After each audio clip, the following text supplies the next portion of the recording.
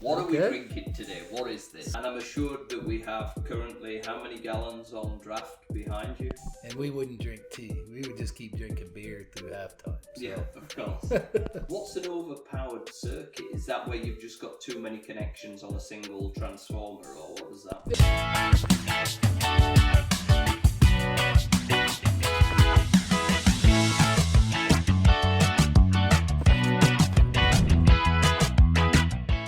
Hello and welcome to the second Current Bun Energy podcast. And this, Tom Prevo, is the Christmas edition. But it's also a special edition because where are we? We are in my basement drinking some of my home Cheers. brew. Yes, And cheers. let's get straight into it, Tom. What are we drinking today? What is this? So this particular brew is called Kolsch. It's a German ale that is from the Cologne region. And if you'll look at the glass, thank you, Frankie. Welcome. Because a couple years ago, I invited Frankie over for my first batch of Kolsch. And although he enjoyed it, he told me I was serving it in the wrong glass. So this is, thanks to Frankie, it's a smaller glass. Yeah. It's 10 ounces. 10 ounces. So the idea, it's very unusual for the Germans to drink a beer very fast. So they felt better if they put it in a small glass. That way they could drink it very quickly. Okay. For an American, even if it was a pint, it would probably be okay. But yeah. Well, it tastes good anyway. Oh, thank you. Kolsch, you don't brew this all the time. You're more of an IPA on tap. And we'll get into that. We can see here behind you your Kieser. Exactly. You got it right that time, Francis. Yeah, Good thank job. you, Tom. And of course, in the last podcast, you talked a bit about your Kieser, telling us about how you constructed it yourself. But don't spoil that just yet. We'll get into that later. But tell us a bit about your Kolsch beer. How do you brew it? Why do you brew it? I mean, does it take longer? Is it less time? So, my favorite beer is an IPA.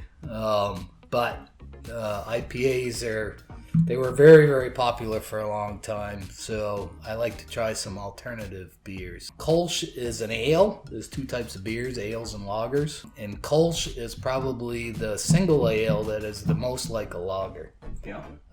It's light. It's very refreshing to drink. A lager, for those of you, like Budweiser, most of the Pilsners, all Pilsners are lager. So for Kolsch, it's a little easier. Ales are easier to make because lagers require you to ferment them at a very low temperature, which is called lagering. Hence, that's why they're called lagers.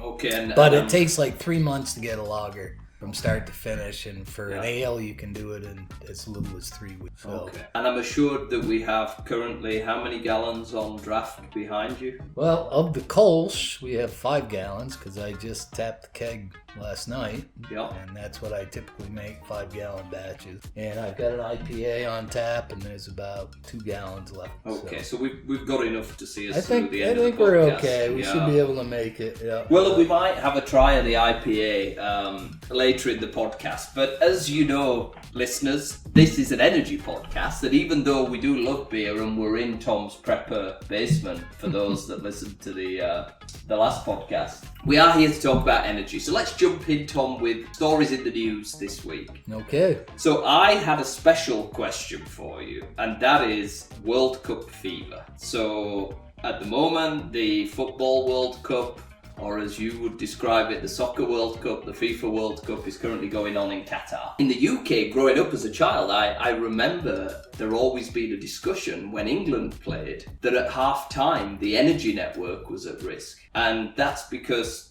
too many people in the UK, unlike you, don't drink enough beer, which is the first time I've probably ever said that about British people. Right, yeah. But they all go and flick the kettle on at half-time. And of course, half-time, it's bang on the time, so within 3 minutes you potentially have 10 to 15 million kettles being clicked on, electric kettles, all at once. And of course, other appliances running and so on as people do things at half-time. Is that really a risk, or were the energy company just pulling our leg a little bit? Or what's your thoughts on, could we create a blackout at the England game World Cup half-time in the UK?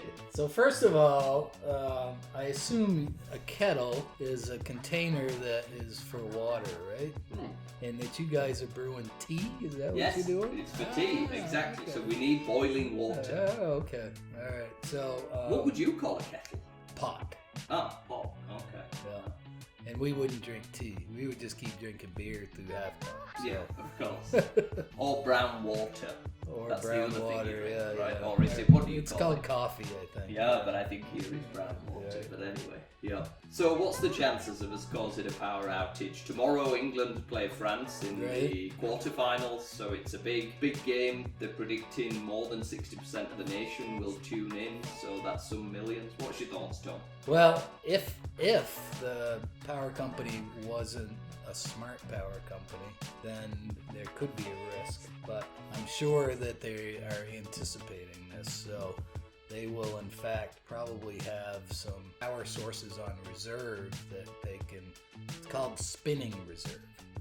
So if you have spinning reserve means that this, we talked about it last time, hydro is a great classic example of spinning reserve. So if all of a sudden everyone turns their kettles on, then this spinning reserve can just kick in and take care of that short duration. Okay. So, but if it was not a smart power grid, then it could very likely bring the grid down, because as I mentioned in our last grid, the power system, you have to, at the same time somebody's consuming it, you have to produce it. So we're back to demand generation meeting demand, almost Exactly. instantaneously. Right, Yeah. right. Okay. Well, I guess we'll see. I mean, in my lifetime, I've never known the electricity go off at half time, and if it did, I think the British public would riot. But the thought of not being able to catch the second time. Yeah, so they couldn't catch the second half. Yeah, exactly. So We had that one time at in the U.S. It's Super Bowl. football. So there was a Super Bowl in New Orleans. They lost power in the Super Bowl. It was due to the configuration they had of the power system. They had some overpowered circuits that didn't have a good backup, and all the lights went off for a pretty good amount of time. what's an overpowered circuit? Is that where you've just got too many connections on a single transformer, or what is that? Yeah, you think about your house where you've got your breaker panel. Yeah. So you would have for the lighting circuit and all the extra load that's not normal in the Superdome. All of a sudden those circuits were overloaded and they didn't anticipate it, and they couldn't react quick enough to move the loads onto some other circuits, and I'm sure a few people lost their jobs over that. Yeah. Well, I was going to say, I mean, if you look at the infrastructure that's put in place for these types of tournaments, I mean, Qatar, for example, we don't really want to get into that topic, but when you look at the stadiums that they've had to build, because they're pretty much, I think, one was existing, the National Stadium, and the rest are all brand new.